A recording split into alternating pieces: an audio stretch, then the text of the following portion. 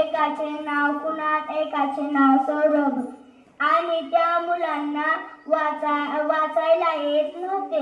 एके दिवशी त्या मुलांच्या आईने कुणालला आणि सौरभला सांगितले, बाळांनो,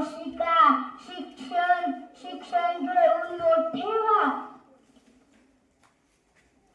मोठी माणसे वाचन लेखन करूनच मोठी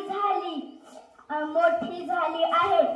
आईचे बोलणे मुलांनी ऐकले व त्यांनी खूप अभ्यास केला. शाळेत विविध उपक्रमात भाग घेतला.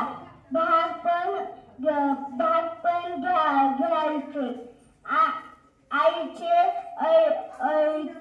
ऐकल्यामुळे हे दोघे मोठेपणी खरेच अधिकारी बनले. मुलांनो, अभ्यास केला की यश मिळतेच, म्हणून लहानपणापासून वाचन लेखन करून मोठे व्हा, यश मिळवा.